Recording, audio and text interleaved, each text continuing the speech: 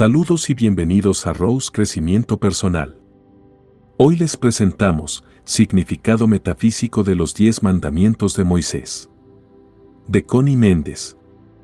Parece ser que aún no se ha podido verificar si Moisés era lo que dice la Biblia o si era realmente el hijo de una princesa egipcia, hermana de Ramsés II. Su nombre significa extraído de las aguas en el simbolismo bíblico. Como la Biblia en gran parte está compuesta por relatos simbólicos destinados a proteger la gran verdad contra las interpretaciones erróneas de aquellos que no tengan la madurez necesaria para ponerla en práctica, es muy posible que todo el relato bíblico, en relación a su nacimiento hebreo y su adopción por la princesa, sea también simbólico y no histórico. En cualquier caso, la verdad de su origen no afecta lo que él enseñó. Moisés sí fue un gran iluminado, un gran maestro de la verdad metafísica, que no solo liberó al pueblo hebreo de la esclavitud y las condiciones infrahumanas en que se hallaban, sino que también enseñó a muchas tribus errantes, que se fueron sumando a su grupo en el desierto. Y por esta razón fue que tantas razas distintas, descendidas de aquellas tribus, adquirieron el culto monoteísta, un solo Dios, conservándolo hasta hoy.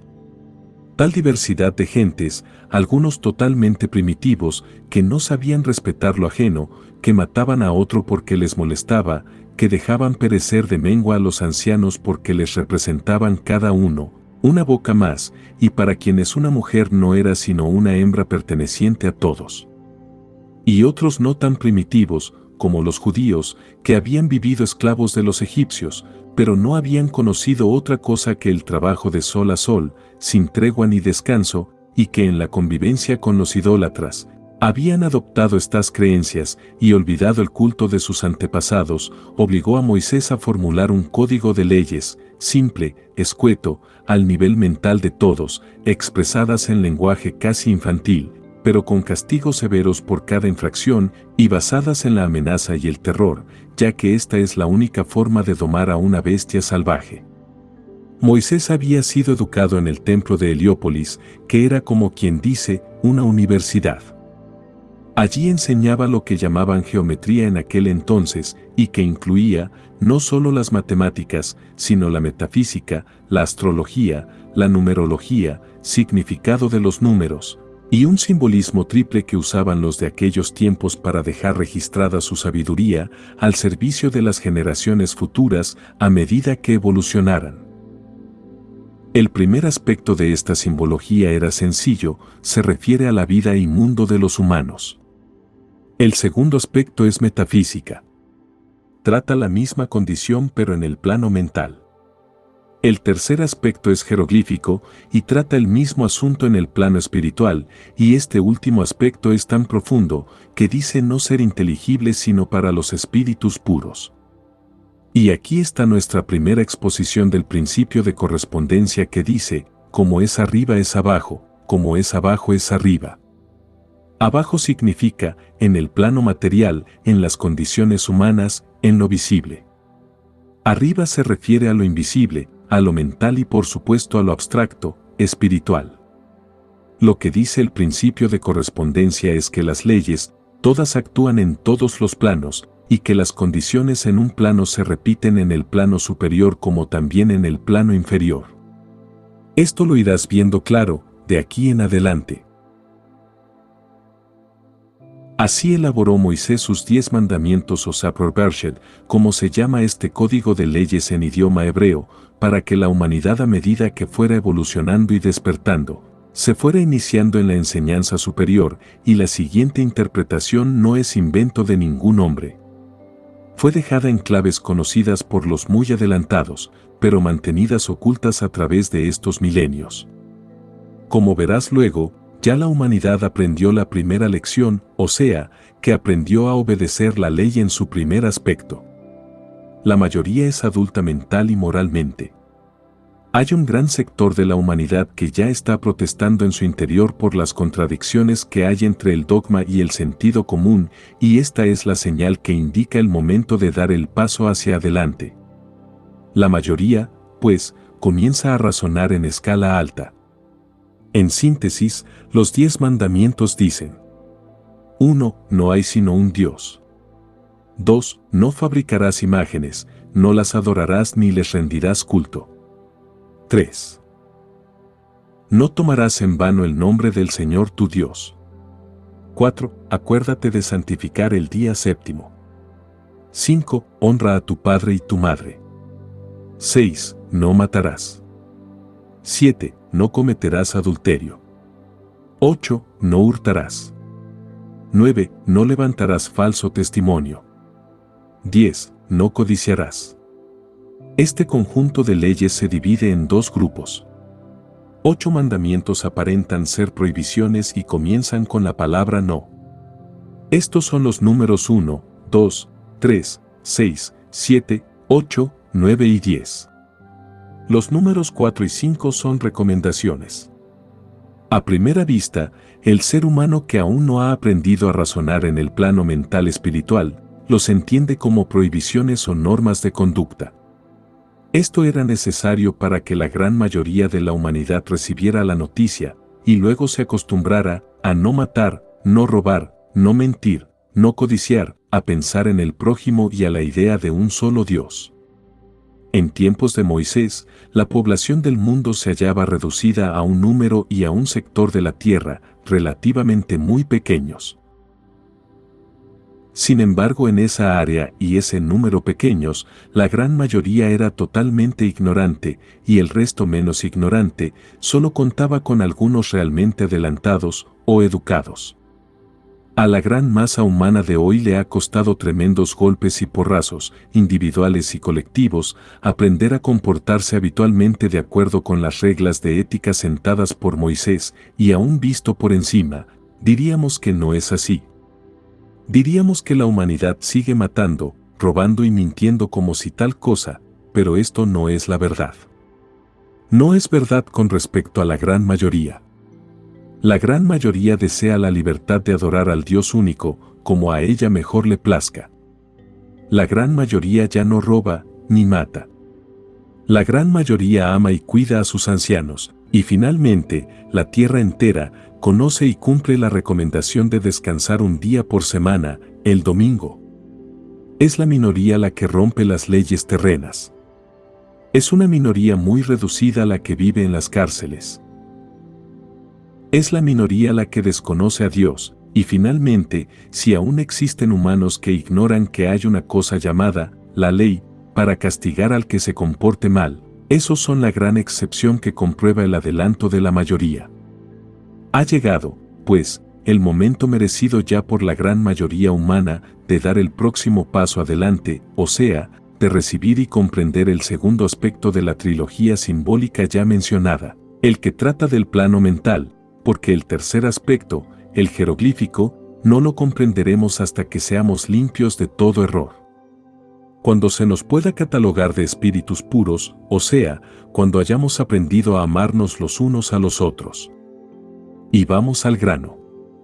Los 3 primeros mandamientos exponen el principio de mentalismo ya tratado, de manera que no los vamos a desentrañar sino al final, después de exponer lo que encierran los mandamientos números 6, 8, 9 y 10, o sea, no matarás, no hurtarás, no levantarás falsos testimonios y no codiciarás. Para comenzar a aclarar el vocablo no tiene la misma intención que aquellos carteles que nos colocan en lugares específicos de las ciudades y que dicen no tirar basura, no pisar el césped. Estos son actos que la ciudadanía puede realizar pero no debe, y así se lo ordena la autoridad. El no, de los mandamientos, significa no puedes por más que lo intentes. Que es inútil y absurdo que sigas creyendo que lo puedes hacer, porque no lo lograrás. Mi maestro decía que el no, del Pentateuco, equivale en el idioma de hoy, a que alguien dijera, no cruzarás a nado el océano Atlántico. ¿Por qué? Porque ya tú sabes que no lo puedes intentar siquiera. No posees la fuerza. El cuerpo material no tiene voluntad propia. No puede oponerse ni mandar. La vida está en el espíritu, en el alma, en el yo superior. Al abandonar el cuerpo de carne y hueso solo queda la masa inerte, sin la vida. De manera que podrías encajar un puñal en el cuerpo de fulano, podrías echar cianuro en el café de sutano, podrían sus cuerpos dejar de existir en el plano terreno, pero ellos continuarían llenos de vida y conscientes en el plano que les sigue, y lo único que habrías logrado es hacer que la ley del ritmo, al devolverse, te golpee a ti. Morirás por mano de otro o por accidente. Los conocidos dichos ojo por ojo, diente por diente, de la Biblia, y el popular, el que a hierro mata, a hierro muere, no son mitos. Solo que no es Dios quien castiga, como se cree, sino sus leyes. Su principio rige en todos los universos y en todos los planos, tanto para retribuir el bien como para cobrar el mal. No en vano se dice que el orden es la primera ley del cielo, y Jesús dijo, hasta los cabellos de tu cabeza están contados. Ahora verás mejor lo mencionado, respecto a que ningún mal te puede llegar desde fuera, hacia ti. Nadie puede hacerte un daño, si en tu historial no aparece que tú hayas hecho un daño similar a otro. Nadie puede destruir tu reputación, ni tu negocio, ni tu felicidad, ni tu hogar, ni ninguna otra posesión tuya, ni tú puedes destruir nada de eso en otro, ni existen incidentes ni coincidencias. Las grandes leyes te protegen. Ya la gran mayoría se siente incapaz de quitar la vida a otro. Ya es mucho. Pero ahora viene el segundo aspecto del mandamiento a decirnos que es inútil intentar dañar a otro o a sus posesiones mediante la calumnia, el chisme, la falsedad o el truco, y que lo único que se logra con eso es que la ley devuelva idéntico mal al que lo intenta. El boomerang regresa inevitablemente hacia el punto en que fue lanzado. Y ahora con respecto a quitar la vida a un insecto o a un animal. El sentido común es la forma en que se expresa la sabiduría divina a través del hombre. Apréndete esta máxima de memoria. Repítela y recuérdala cada vez que te enfrentes a una circunstancia dudosa. Detente ahora y repítela hasta que se te grabe. Somos los hermanos mayores de toda manifestación de vida inferior a la nuestra. La vida es toda una sola, expresándose a través de todo lo que ella pueda animar. Los insectos, las aves y los animales son seres humanos en potencia. Están en etapas muy tempranas de su evolución y algún día, después de muchos milenios adquiriendo sustancia y materiales, experiencias y prácticas, elevándose de forma en forma, de reino en reino, llegarán a condensar todo esto en la forma exterior de un ser humano. Casi nunca se retrocede. Es decir, que se puede estacionar y retardar, desviar y optar por un camino distinto, pero el ejemplo de no retroceder jamás lo da nuestra Tierra. Ella jamás vuelve sobre sus pasos. Empleó millones de años en transformarse de nebulosa en planeta y allí en producir seres vivientes. El día jamás se devuelve de las 7 de la noche a las 12 del día del mismo día. El hombre no puede destruir su esencia para renacer en un animal. Sabiendo todo esto, al contemplar un animalito viviente, debe darnos una compasión muy grande, pensar el trabajo que está haciendo y que le está costando, aprender a movilizarse, a adaptarse y manejarse en su mundito de una dimensión, y que al destriparlo con el pie, le estamos cortando en seco su minúscula aunque valiosa experiencia. Esto lo aprenderás mejor en el principio de vibración.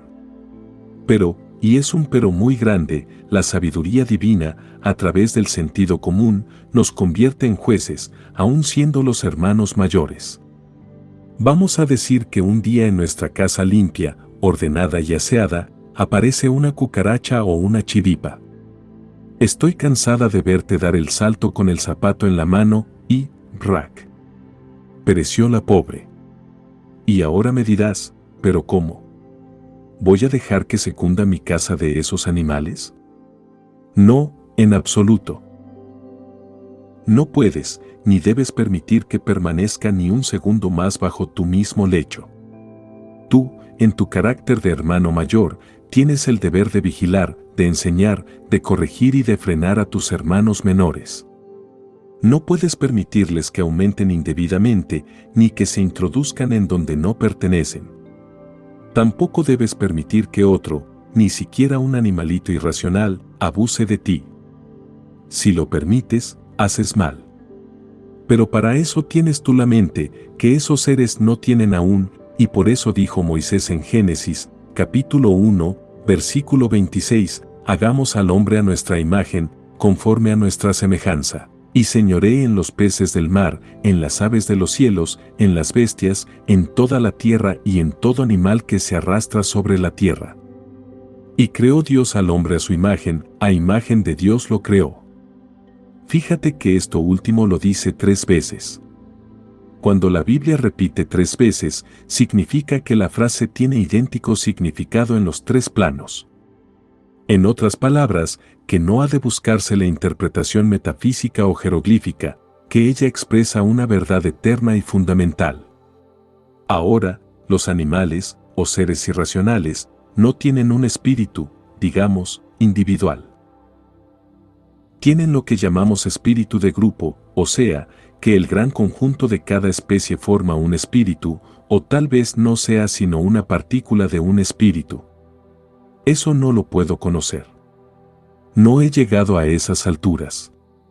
Lo cierto es que ellos, los seres irracionales, actúan en grupo y por líneas ya determinadas de acción. Por ejemplo, las abejas. Un tipo de abejas obedece al instinto de construir panales de cera. Otro, al instinto de atender a la reina y así sucesivamente. Son acciones automáticas. Ellas individualmente no piensan, piensa por ella el gran conjunto que firma una mente y las guía por medio del instinto, podríamos decir. Empleando el principio de correspondencia, vemos cómo corresponde esta actuación mecánica de las abejas a una situación similar en el reino humano. En la construcción de un edificio, por ejemplo, hay albañiles que pegan ladrillos, hay carpinteros que hacen puertas, hay obreros especializados en molduras, pinturas y adornos. Y todos trabajan casi mecánicamente, cada uno en su línea determinada, todos cumpliendo algo que está en la mente del arquitecto. En el hombre, ¿qué corresponde? Los pies hacen el trabajo automático de caminar, las manos de maniobrar, los ojos de mirar, los oídos de escuchar, etc. Y todo obedece al impulso que envía la mente a través de líneas que llamamos nervios en el hombre. Sabiendo esto, cuando tú encuentres un insecto fuera de lugar, frena tu primer impulso de eliminarlo. El espíritu de su grupo está a tu misma altura mental, forma parte de la mente universal, lo contactas al dirigir tu mente hacia él. Simplemente dile, aquí hay una célula tuya que se encuentra fuera de su ambiente. No es armoniosa a mi ambiente. Dios es armonía perfecta. Llévatela. Sentirás una gran emoción al ver que el insecto se detiene inmóvil, como recibiendo la onda, y al minuto corre a desaparecerse. No lo volverás a ver. Y en el caso de que tu propia conciencia no está aún segura de la verdad que te acabo de enseñar, bien sea que tú sientas dudas del resultado, o que hagas el tratamiento con demasiada violencia, y ves que el animal continúa molestándote, dale 3 oportunidades. Dile al espíritu grupo, si no te lo llevas pronto, voy a tener que matarlo. Generalmente no te verás en el caso de matarlo. En muy pocos casos se resiste a irse. Solo cuando él mismo está buscando la muerte, porque ya ha vivido su vida, y en ese caso, cuando te lo indique tu sentido común, que es la sabiduría divina en ti, mátalo con un golpe fuerte y seco. No lo dejes a medio vivir, agonizando. Y sin violencia de tu ánimo, sin rabia ni disgusto dile, que evoluciones en mejor especie. Todo depende de la intención y el pensamiento con que se ejecute. Hay sectas y órdenes de las que se dicen ocultistas que no comen carne. Alegan que las vibraciones de dolor del animal al ser matado contaminan al alma humana, alegan también que las vibraciones de la especie inferior degradan al ser. El Maestro Jesús negó esta creencia cuando dijo, no es lo que entra por su boca lo que contamina al hombre, sino lo que de su boca sale, porque lo que sale de la boca, del corazón procede. Y ya conociste la explicación de esta lección en el capítulo, la palabra. Y de acuerdo con Moisés repetimos, nadie ni nada puede dañarnos de afuera, a menos que lo hayamos merecido, a menos que lo aceptemos por creer que sí es posible. Pero cuando conocemos esta verdad y la recordamos siempre, nada ni nadie puede causarnos daño alguno. El placer de consumir carne o la necesidad de la carne como alimento simplemente señala que el individuo aún mantiene una parte de su naturaleza animal, un animal carnívoro, por así decirlo. Aún no ha alcanzado el punto en el que sus células puedan prescindir del alimento que ingieren desde el exterior, eso es todo, porque limitarse a comer únicamente frutas y verduras no es una señal de progreso espiritual, dado que vacas y caballos, por ejemplo, solo se alimentan de hierba y granos. Al embarcarse en el estudio de la metafísica, las células de nuestro cuerpo comienzan a purificarse debido a que entramos en un mundo de mentalidad espiritual. Según el principio de correspondencia, como es abajo es arriba y como es arriba es abajo, todo el ser evoluciona a la vez. En algún momento, los estudiantes notan que empiezan a prescindir de la carne como alimento y la desprecian por sí mismos, sin presiones externas. Además, cuando estudiamos el principio de vibración, descubrimos la verdad de que una vibración de menor frecuencia no puede dominar a una de mayor frecuencia. Dado que los animales vibran en un plano inferior al de los humanos, es imposible que puedan afectarnos, a menos que ignoremos este principio y creamos que sus vibraciones pueden influir en nosotros. La idea de que no podemos matar a los animales se debe a que la vida es positiva y la muerte es negativa, es decir, la negación de la vida. La vida es indestructible. No puedes quitar la vida por más que lo intentes. No robarás. Y conoces el segundo aspecto, metafísico o superior, de este mandamiento. No debes tomar lo que no te pertenece. No podrás jamás. No lo intentes. No te preocupes por ello siquiera. Es imposible. Nadie te puede quitar algo que te pertenece. Pueden intentarlo, pueden tratar de apoderarse de algo de tu propiedad personal o de tu vivienda, y mientras desconozcas esta ley, y por lo tanto, creas que pueden robarte, ese objeto podría parecer perdido para ti, pero una vez que comprendas la ley, la recuerdes y afirmes su verdad, nadie volverá a robarte y nada más se perderá o extraviará. Compruébalo tú mismo. No me creas sin evidencia, hasta que lo hayas comprobado por ti mismo, la próxima vez que no encuentres algo que crees que has perdido. Es una de las lecciones más sencillas de aprender. El cuerpo que tienes hoy contiene todas las sustancias primordiales de nuestro planeta, tierra, agua y aire. De estas sustancias se derivan todos los elementos. Además, acumulas experiencias y conocimientos de tus incontables años, viviendo en diversas vidas. Pero lo primero que aprendiste fue cómo alimentarte y buscar comida cuando eras una larva en el agua. Luego, tras muchos caminos, empezaste a mover tus extremidades para caminar sobre la tierra. Comer, digerir y moverte se convirtieron en habilidades adquiridas. Nunca más podrás perder esas habilidades. Cada vez que adquieres conocimiento o habilidad, da automáticamente el derecho de ocupar un lugar más adelantado que el anterior. Ahora comprendes por qué no es posible retroceder a un estado anterior.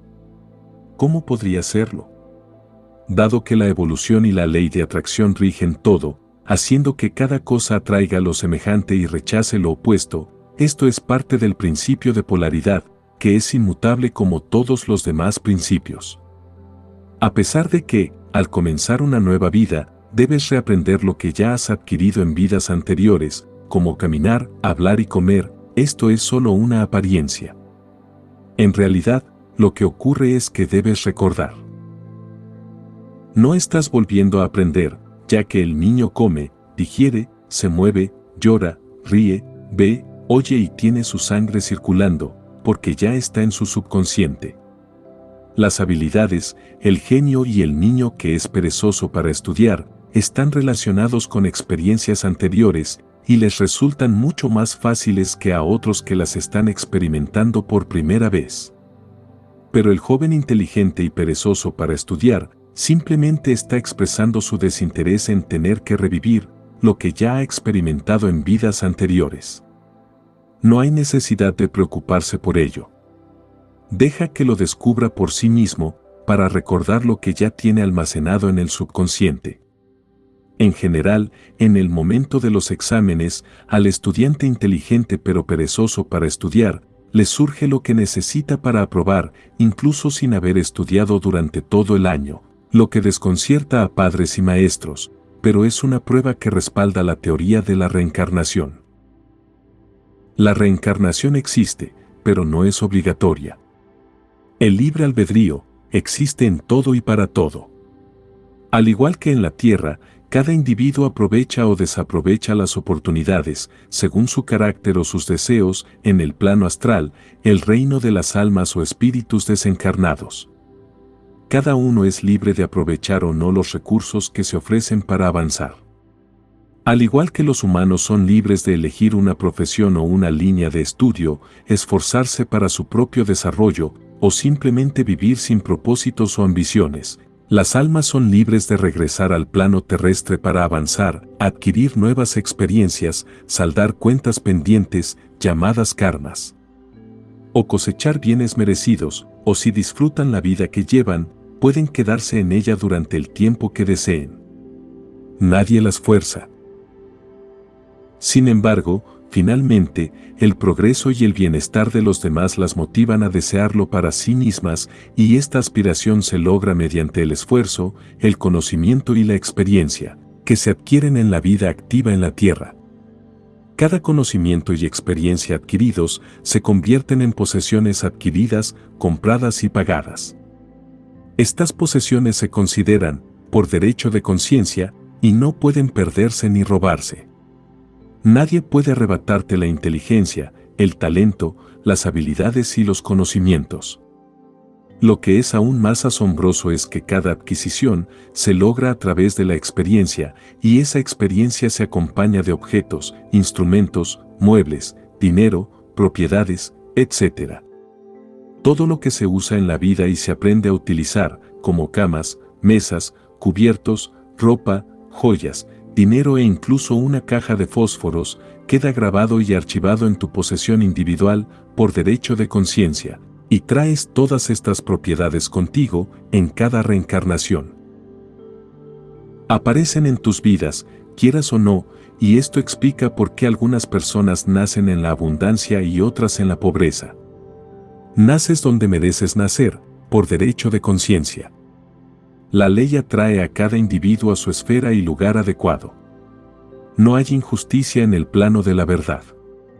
El Maestro Jesús se refirió a esta ley cuando dijo: no acumulen tesoros en la tierra, donde la polilla corroe y los ladrones minan y roban, sino acumulen tesoros en el cielo, donde ni la polilla ni el orín corrompen, ni los ladrones roban y hurtan, porque donde esté tu tesoro, allí estará también tu corazón. Mateo 6, 19-21. Sin embargo, como ocurre con todas las máximas bíblicas, esta tiene tres niveles de significado: el primero es material, el segundo es mental y el tercero es espiritual. Como puedes ver en todo lo que se ha mencionado, no hay razón para vivir con temor a los ladrones. Si hasta ahora has vivido preocupado, porque pueden robarte tus posesiones, porque los ladrones puedan entrar en tu casa de noche o cuando no estás en casa, o porque has caído en estafas y estafadores, ahora puedes vivir en paz.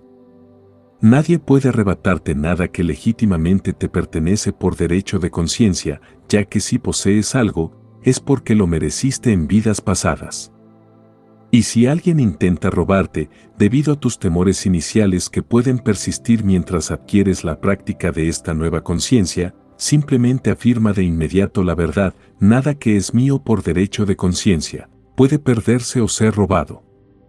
Mantén la calma y no pienses más en ello, y verás cómo recuperas tu posesión, alguien te la devuelve, te regalan una igual, o encuentras algo similar. Todo tu patrimonio está almacenado en tu archivo mental como el original de un documento y se refleja en copias externas. No se puede separar de ti. No robarás, ni siquiera podrás intentarlo. No aceptes ciegamente todo lo que has leído. Compruébalo por ti mismo primero. Por sus frutos los conoceréis. No levantarás falso testimonio. Es común que muchas personas se sorprendan por la ausencia de una orden específica contra la mentira en los 10 mandamientos de Moisés. A menudo, se plantea la idea de que debería existir un 11º mandamiento que diga no mentirás. Sin embargo, la verdad es que la cuestión de la mentira se trata en profundidad en los 3 primeros mandamientos, como veremos más adelante. No obstante, no se descalifica la importancia de la mentira, de hecho, se aborda de manera integral a lo largo del Sefer Bereshit, que es una exposición metafísica de la verdad, y una acusación contra las apariencias y las falsas creencias que la humanidad ha acumulado. ¿Será por falta de una ordenanza específica en este código de comportamiento que los humanos continúan mintiendo a su conveniencia y antojo? Ahora es que van a saber lo que están haciendo. El mandamiento no levantarás falso testimonio se refiere específicamente a las palabras habladas y establece que nunca debes proclamar una falsedad. Esto no solo se debe a que la verdad expondrá y desacreditará cualquier falsedad, sino también porque la ley regresa a la artimaña y perjudica a aquel que intenta ponerla en práctica. Este mandamiento apunta a la importancia de las palabras habladas y cómo éstas reflejan la verdad de uno mismo.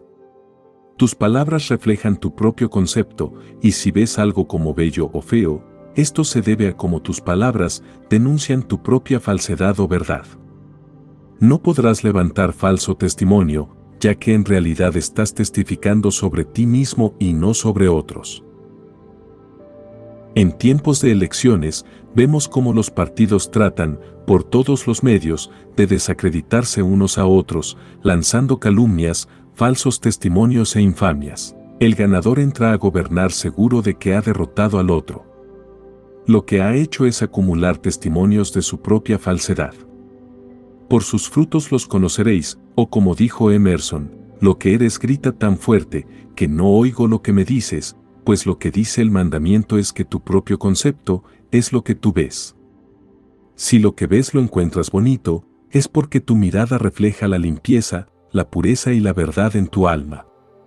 Si lo que ves lo declaras feo, tus palabras traducen y delatan tu propia falsedad. No levantarás falso testimonio.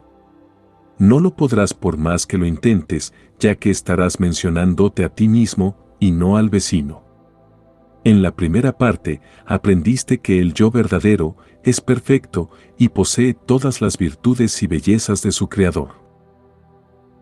Además, este yo es la verdad, mi verdad, tu verdad y la de todos, y si estás manifestando algo diferente, es un indicativo de que aún no has comprendido tu propio poder creador, que radica en el pensamiento.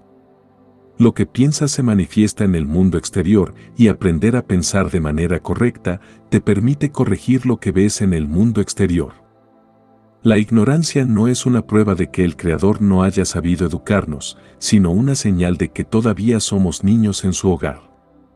Al igual que un niño que necesita aprender a modelar una figura de barro, también nosotros estamos aprendiendo a través de nuestros errores mentales.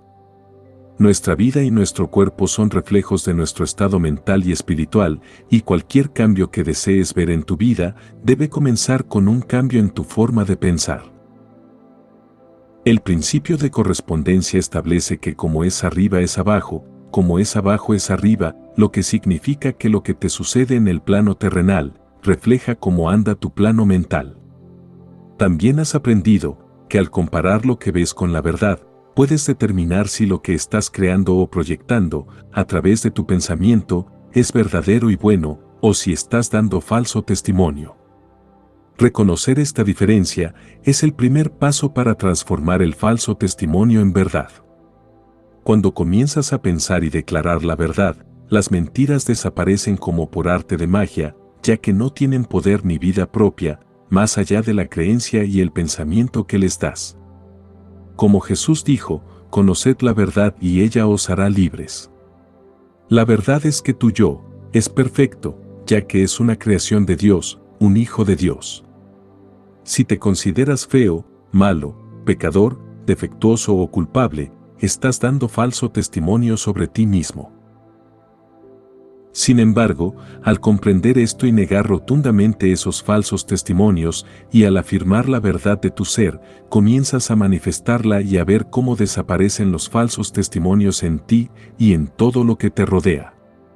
Los falsos testimonios, como todas las mentiras, se curan con la verdad.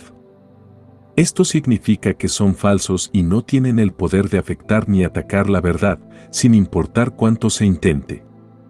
Hablar de ofender a Dios en las iglesias es irrisorio, ya que nada ni nadie puede ofender a Dios. Cualquier intento de hacerlo carece de resultados significativos. Esto se debe a que un principio fundamental, como Dios, no puede ser quebrantado por nada, del mismo modo que el rasguño minúsculo que una hormiga hace al trepar por una montaña, no puede causarle dolor a la montaña. No codiciarás. Cuando una idea emana de la mente divina, ya incorpora todo lo necesario para su desarrollo.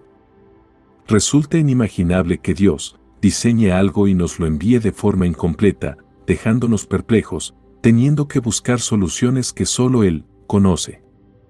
Esto sería más apropiado para un rompecabezas destinado a pasar el tiempo, pero no se ajusta a la infinita sabiduría, amor y justicia, especialmente cuando se trata del desarrollo de una vida que Él mismo ha originado. El universo está basado en la armonía y el orden.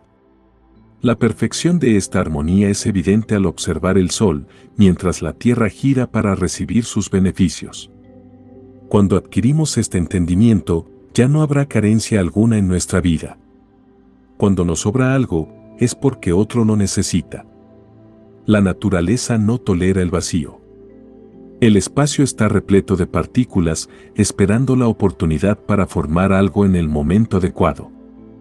La vida busca constantemente la ocasión de dar vida.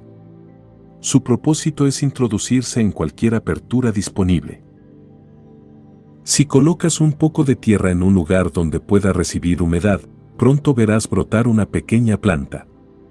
Si dejas un vaso con agua desatendido, en poco tiempo se llenará de larvas vivas. Antes de que una mujer conciba un hijo, todo está preparado en su interior para recibir y proteger al embrión, garantizando un desarrollo completo. Del mismo modo, los huevos de insectos, reptiles o aves contienen todo lo necesario para su desarrollo, creando seres minuciosamente equipados para sobrevivir en su entorno específico. Lo mismo se aplica a las semillas de plantas. Así, una voluntad amorosa y una atención cuidadosa y detallada aseguran que todo esté previsto y disponible para formar un ser humano. No codiciarás significa que no debemos envidiar ni desear lo que otros tienen, ya que es igualmente accesible para nosotros.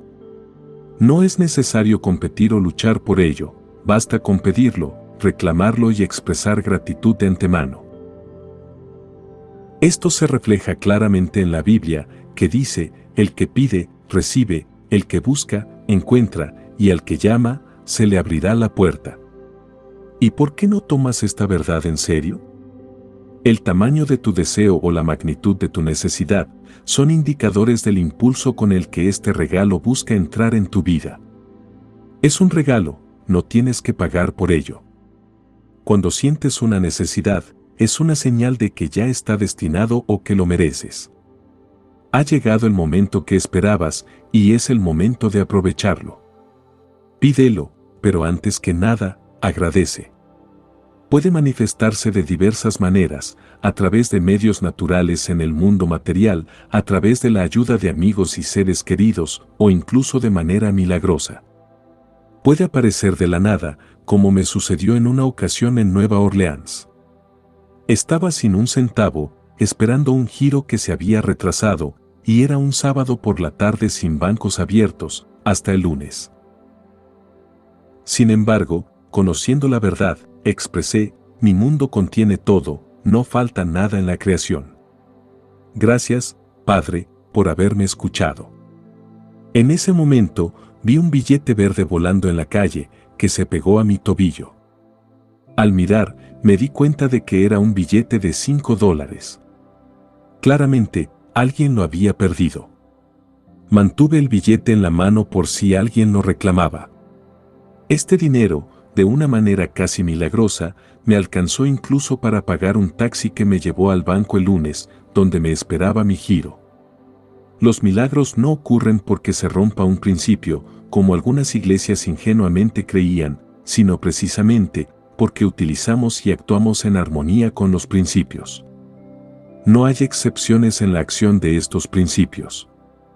Como mi maestro solía decir, si el principio de la gravedad se detuviera por un instante para evitar que alguien importante muriera al caer desde un edificio, no sería un milagro, sino un caos universal.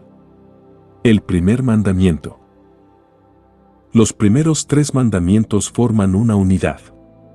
Los 3 se refieren a un mismo tema y dicen lo siguiente: 1. Yo soy Jehová tu Dios, que te saqué de la tierra de Egipto, de casa de servidumbre. No tendrás dioses ajenos delante de mí. 2. No te harás imagen, ni ninguna semejanza de lo que esté arriba en el cielo, ni abajo en la tierra, ni en las aguas debajo de la tierra. 3. No te inclinarás a ellas, ni las honrarás, porque yo soy Jehová tu Dios, fuerte, celoso, que visito la maldad de los padres sobre los hijos, hasta la 3ª y 4ª generación de los que aborrecen, y hago misericordia a millares, de los que aman y guardan mis mandamientos. 4. No tomarás el nombre de Jehová tu Dios en vano, porque no dará por inocente Jehová al que tomase su nombre en vano. Es importante recordar que cuando la Biblia repite 3 veces un punto, se debe entender en su sentido literal y no de manera simbólica. Además, este sentido se aplica en los 3 niveles de conciencia: material, mental y espiritual. En este mandamiento se menciona 3 veces a Jehová tu Dios. La primera mención se refiere a Dios como el creador de todo. La segunda se refiere a la ley o al principio. La tercera se relaciona con el yo superior de cada uno de nosotros, que está unido con Dios y con el principio. En otras palabras, se presentan 3 aspectos de la misma entidad y poder. Egipto simboliza la materia y representa al ser humano primitivo que aún no ha alcanzado el nivel de comprender o aceptar la idea de un Dios único e invisible. Los egipcios adoraban a múltiples dioses, a ídolos visibles. Hermes intentó introducir la idea de un Dios único como un primer paso, pero no tuvo éxito y retrocedieron a sus creencias habituales. Moisés llegó para darles un nuevo impulso. Por eso, se menciona: yo soy Jehová tu Dios, que te saqué de la tierra de Egipto, de casa de servidumbre. No tendrás dioses ajenos delante de mí. En términos literales, y para aquellos que siguieron a Moisés en el Éxodo, esto significaba que un Dios único los había liberado de la esclavitud en las casas de sus amos egipcios, que este nuevo Dios se llamaba Jehová, y que no debían seguir sirviendo a sus antiguos ídolos. En la frase 2, se establecen las formas prohibidas de estos ídolos, es decir, adorar imágenes, animales y peces. La frase 3, prohíbe claramente venerar y honrar a sus ídolos pintados y enfatiza la idea de la celosía de Dios. Se dice que Dios castigará no solo al desobediente, sino también a sus hijos, nietos y descendientes, mientras que mostrará misericordia a aquellos que le obedezcan. Sin embargo, con el tiempo, la humanidad encontró estas restricciones infantiles, lo que llevó al profeta Ezequiel a aclarar y abolir ciertas disposiciones, demostrando cómo la mente humana se desarrollaba y percibía como pueriles ciertos aspectos de las órdenes de Moisés. Para nosotros, el significado metafísico es claro. El mandamiento se puede entender de la siguiente manera: yo soy Dios, que te liberé de las limitaciones del concepto material. No atribuyas poder a ninguna otra cosa que no sea yo. No formes imágenes mentales, de poderes separados. No les des temor ni respeto, ni dejes que tus juicios se basen en lo que ves en el mundo exterior, ya que la ley responderá de acuerdo con tus errores, aquellos que se alejan de la verdad, y corregirá tus manifestaciones cuando emplees la verdad. La ley mostrará misericordia a aquellos que reconocen y siguen mis principios. Con el tiempo, los hebreos interpretaron las escrituras de manera literal, eliminando cualquier forma de imágenes, incluso en sus sinagogas, y cargaron con todas las restricciones enumeradas en el libro de Levítico. Esto llegó al punto en que los levitas vivían bajo una carga de culpa, ya que les resultaba humanamente imposible cumplir con los 600 y pico de ritos y detalles diarios a los que creían estar comprometidos. Es importante recordar que la Biblia es un tratado psicológico y metafísico que no impone, sino que explica. Proporciona una explicación y orientación para enfrentar las diversas circunstancias de la vida en todos los niveles de conciencia. El cuarto mandamiento: no tomarás en vano el nombre de Jehová tu Dios, porque no dará por inocente Jehová al que tomare su nombre en vano. Se refiere directamente a lo que ya sabes. No te condenes a ti mismo con tus palabras. Evita afirmar que eres feo, malo o negativo, o adoptar condiciones que luego lamentes ver manifestadas en tu vida, como mi mala memoria, mi corazón enfermo, mi cojera, mi pésima vista, entre otras. Hacerlo equivale a tomar en vano el nombre de Jehová tu Dios, y la ley no perdona, ya que tus declaraciones en nombre del yo son órdenes que tu subconsciente se esforzará por cumplir en todas las áreas de tu vida, hasta la tercera y cuarta generación. No fornicarás. En principio, esa palabra no fue la que empleó ni escribió Moisés. Lo que él dijo fue: no cometerás adulterio, y ese fue el primer adulterio que se cometió, al transcribir los 10 mandamientos, el de adulterar arbitrariamente la verdad.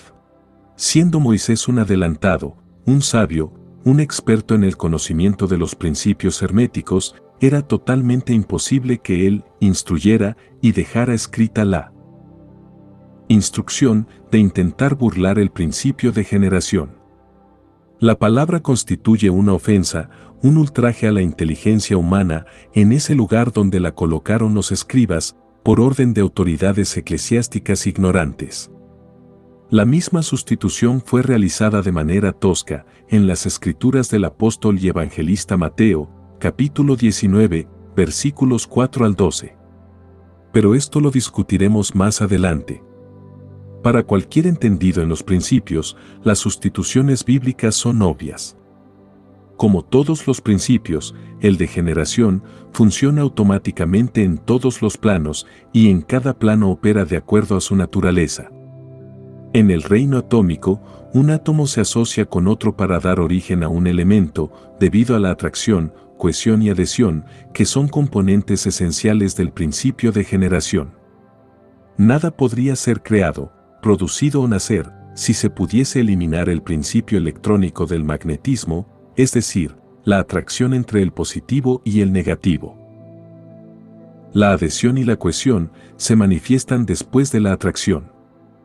La adhesión representa la facultad de autodeterminación de un átomo, es decir, su libre albedrío para decidir unirse o rechazar a otro átomo, independientemente de ser de su mismo tipo.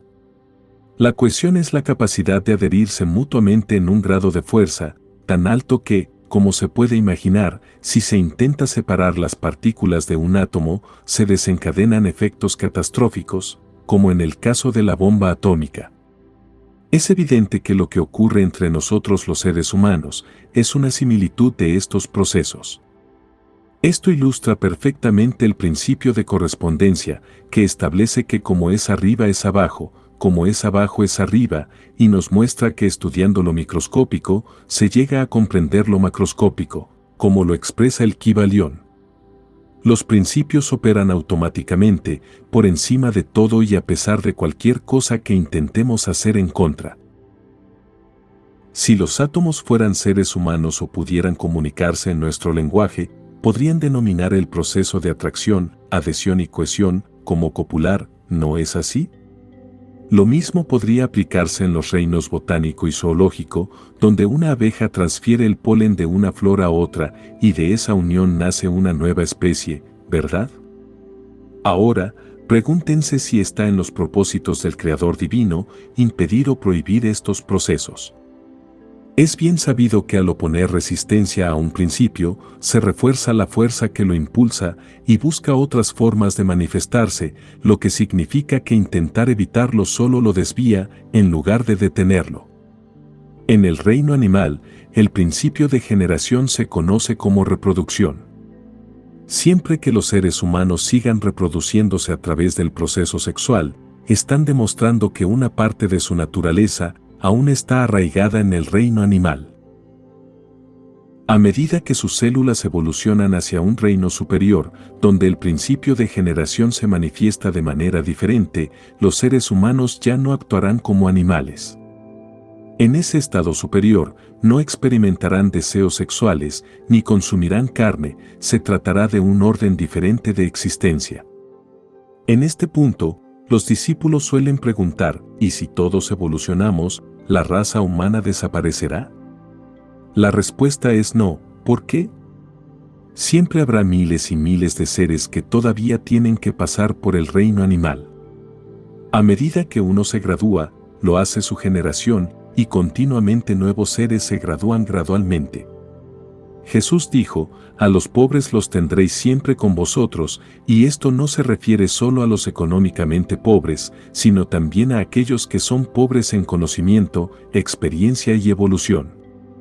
El Apocalipsis también predijo que, para esta era, no nacerían más niños. Esto se aplica al sector humano de su época, que es el mismo que evoluciona en la actualidad. Ya se acerca ese momento. Lo sabemos por lo siguiente, y por muchas otras señales, la hora más oscura es antes del amanecer. El moribundo se mejora justo antes de morir. El enfermo se empeora justo antes de curar. Estos indicios indican que la población de la Tierra está en un punto de inflexión y aunque el número de habitantes ha aumentado notablemente, pronto comenzará a disminuir.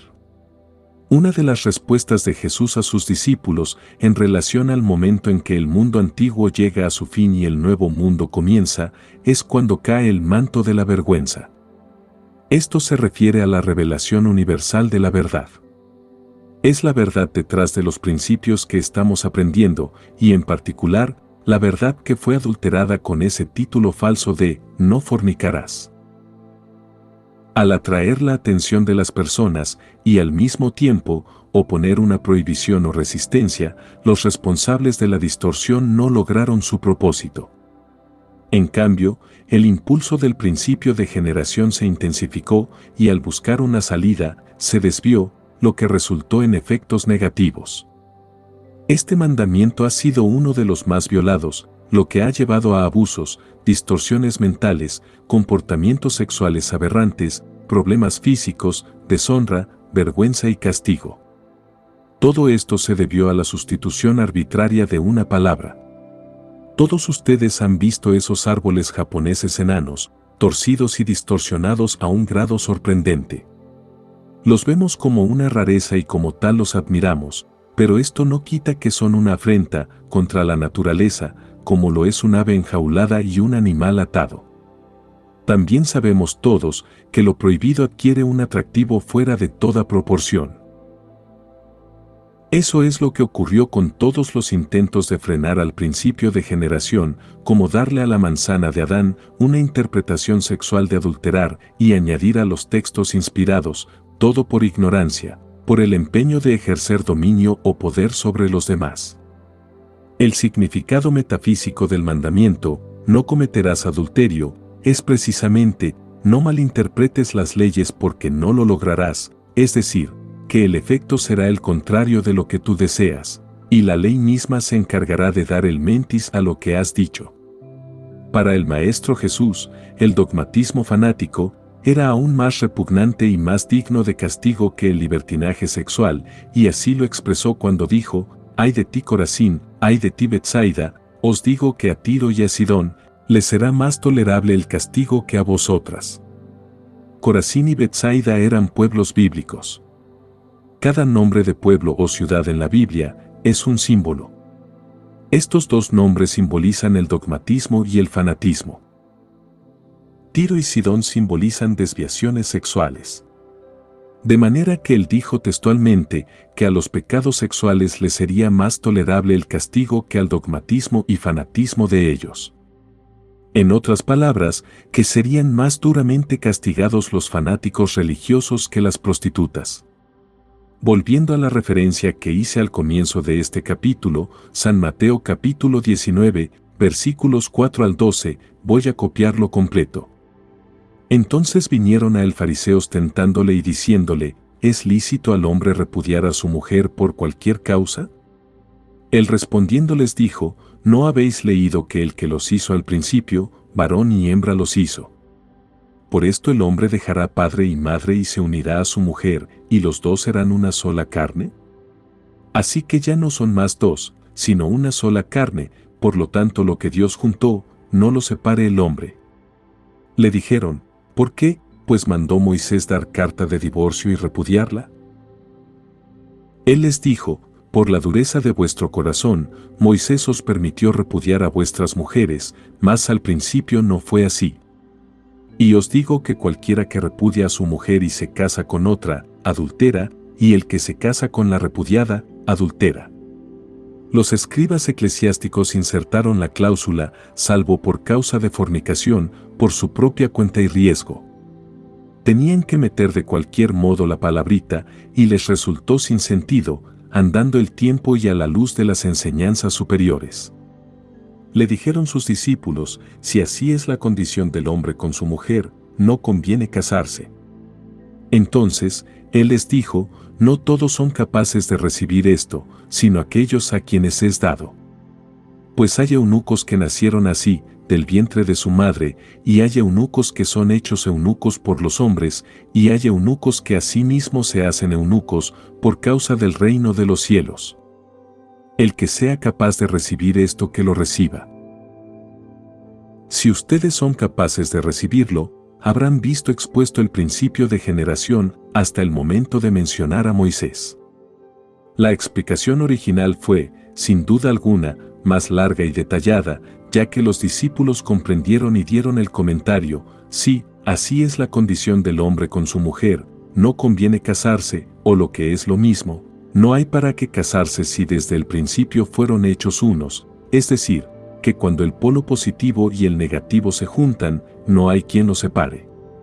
Cada célula que sale del seno de Dios es mitad positiva y mitad negativa, o sea, que en el lenguaje de los humanos y en el plano humano, la célula primitiva o el átomo original es femenino y masculino. Al poco tiempo de estar evolucionando, se separan los dos sexos y continúan evolucionando cada uno por su lado hasta el encuentro definitivo, al final de los 14.000 años que se necesitan para adquirir la conciencia espiritual. Estos dos sexos son entidades separadas, independientes, destinadas a formar una pareja, algún día. Sin embargo, los hay que no desean separarse. Estos son los que Jesús llamó eunucos, por causa del reino de los cielos. Es altamente reconfortante para todo aquel o aquella que se encuentra solitario en el camino de la vida o que se considera infeliz y mal casado, saber que en algún plano, encarnado o desencarnado, no importa, pero existe él o ella, la otra mitad perfecta de cada uno, esperando unirse a su alma gemela y que tenemos todo el derecho que nos asiste de reclamar esa unión. Si nuestra alma gemela está desencarnada, nos uniremos en el otro plano. Si está encarnada, nada ni nadie más puede mantenernos separados. La ley arregla todo armoniosamente, para todo el mundo si así lo pedimos, de acuerdo con la voluntad divina, bajo la gracia y de manera perfecta. Y esa otra mitad nuestra es exactamente lo que buscamos y deseamos. Lo que nos conviene por perfecta afinidad. Muchas veces, en vidas pasadas nos hemos encontrado, nos hemos unido, y es ese recuerdo el que nos hace vivir, buscándola. Las doctrinas fabricadas erróneamente por los humanos han intercalado una ley que dice, lo que Dios ha unido, que ningún hombre separe. Es exacto, pero la interpretación está errada. Se cree que esto se refiere al matrimonio efectuado en una iglesia con palabras pronunciadas por el religioso autorizado. Ya hemos visto que se refiere a la unión original de la pareja primitiva, simbolizada por Adán y Eva. Y no es una amenaza contra el divorcio, que es simplemente una solución humana, sino que es un consuelo, ofrecido por la infinita ternura de Dios nuestro Padre, como para confortarnos diciéndonos: no temas, hijito mío, tienes tu amor de siempre y para siempre. Jesús vivía consciente en un plano superior. A él le costaba bajar y hablar en el plano humano. Por eso, enseñó a través de tantas parábolas, ya que el significado de estas no varía, es el mismo en todos los planos. El propósito de una parábola no está jamás sujeto a las palabras que estén de moda o en uso. La alusión a los eunucos es casi una parábola. Se puede interpretar en un contexto humano, si así se prefiere. En un contexto científico, se refiere a los neutrones, que no tienen carga positiva o negativa. Metafísicamente, los que se hacen eunucos por el reino de los cielos son los seres humanos que, como todos ustedes, desean elevarse, aprender y explorar lo relacionado con los planos superiores. Pero como dijo el maestro, el que sea capaz de comprender esto, que lo comprenda. Observen ustedes que los grandes maestros evitan ser demasiado específicos cuando se habla de este mandamiento. Siguen el ejemplo de Jesús, expresando algo críptico, que solo puede ser comprendido por aquellos que estén preparados para hacerlo. ¿Por qué? Porque la mente de esta quinta raza raíz, a la que pertenecemos, está en transición entre dos planos. Aún conserva muchas características animales, y el animal no razona ni se autodisciplina. Si se le da luz verde, se descontrola. Si se le pone la luz roja, se autodestruye. Mantener un equilibrio en este punto es sumamente difícil. Agradecemos al Padre que ya tenemos un pie elevado para avanzar al siguiente escalón, y recordemos el episodio de Jesús, cuando le presentaron a una mujer sorprendida en adulterio y que, según las leyes de Israel, debía ser apedreada hasta la muerte. El maestro no pronunció una palabra. En su lugar, se puso a escribir en la tierra con su dedo. Los hombres que la habían llevado se fueron retirando uno por uno, y cuando se encontraron solos, Jesús le dijo a la mujer: «Mujer, ¿dónde están tus acusadores?» Ella respondió: «No lo sé, Señor». «Yo tampoco te acuso. Vete en paz». Fue la respuesta del maestro. Fin. Has escuchado Significado metafísico de los 10 mandamientos de Moisés. Metafísica, 4 en 1. Capítulos 7 al 12. Connie Méndez. Una creación de Rose, crecimiento personal.